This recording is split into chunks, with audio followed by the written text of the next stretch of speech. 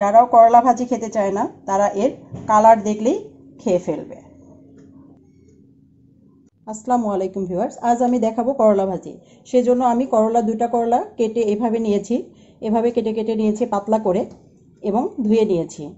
আর এই করলা ভাজিটাকে একদম আমি অন্যরকমভাবে করব, যেটা খেতেও খুব টেস্টি এবং দেখতেও বেশ কাঁচা কাঁচা লাগবে আর দেখতে অনেক ভালো লাগবে। তো দেখে নেওয়া যাক কীভাবে করি এই করলা ভাজিটা। আসলাম চুলার পাড়ে, দিয়ে দিচ্ছি, খুব বেশি তেল দিব না, দিয়ে দিলাম 2 টেবিল চামচ তেল। তেলটা একটু গরম হয়ে এসেছে, এখন আমি দিয়ে দিচ্ছি করলাটা।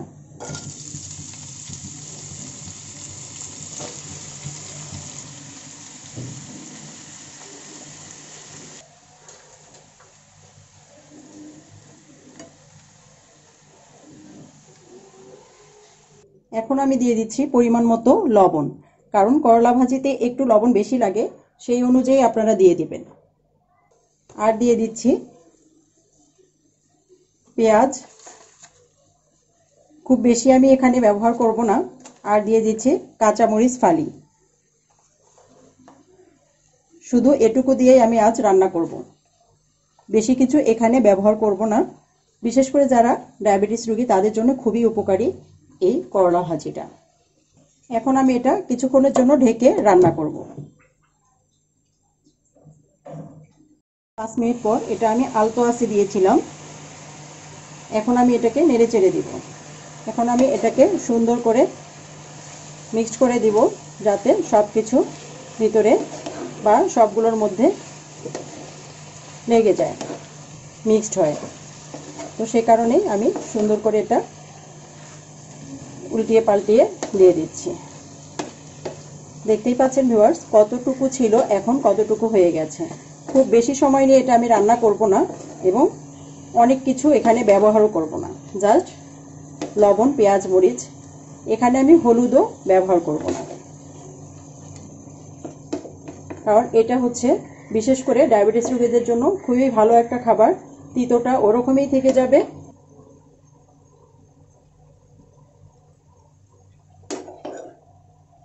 সুন্দর করে আর একবার উল্টে পাল্টিয়ে দিচ্ছি। একটু পানি চলে আসছে, কারণ আমি আলতো আঁচে দিয়েছিলাম। এখন আমি এই পানিটাকে একটু জাল দিয়ে শুকিয়ে নিব।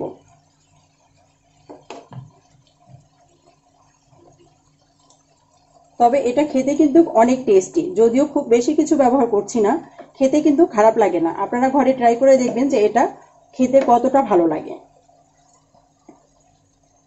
করলাটা আমার হয়ে এসেছে, এখন জাস্ট এখানে আমি দিয়ে দিব কিছু ভেজে গুঁড়ো করে রাখা জিরার গুঁড়ো। জাস্ট এটা দিয়ে আমি নামিয়ে ফেলবো। এটা আস্তে আস্তে উপর থেকে আমি দিয়ে দিচ্ছি এবং সবগুলোতে যেন লেগে যায় ঠিক এভাবে দিয়ে দিচ্ছি। এখন এটাকে আর একটু আমি উল্টে পাল্টে দিব, যাতে প্রত্যেকটা জায়গায় এবং সবগুলো করলা ভাজিতে সুন্দরভাবে লেগে যায়। এটা আমার হয়ে এসেছে, এখন আমি এটাকে নামিয়ে ফেলবো। দেখতেই পাচ্ছেন ভিউয়ার কতটা সুন্দর হয়ে এসেছে, আর করলার কালারটা একদম সবুজ সবুজে আছে। তবে এটা খেতে কিন্তু অসম্ভব সুন্দর একটা খাবার। আপনারা ঘরে এভাবে ট্রাই করবেন যে কেমন হয় এই ভাজিটা। ট্রাই করে অবশ্যই আমাকে কমেন্টসে জানিয়ে দিবেন কেমন হয়েছিল। একদম ধোয়া ওঠা করলা ভাজি রেডি হয়ে গেল আমার, কাঁচা কাঁচা করলা ভাজি। আপনারা এভাবে ঘরে ট্রাই করবেন এবং কেমন হয় তা অবশ্যই কমেন্টসে জানিয়ে দেবেন। তো আপনারা এখনও যারা আমার চ্যানেলটাকে সাবস্ক্রাইব করেননি, প্লিজ সাবস্ক্রাইব করবেন, লাইক দিবেন, শেয়ার করবেন। আর পুরো ভিডিওটা দেখার জন্য অসংখ্য ধন্যবাদ। আল্লাহ হাফেজ।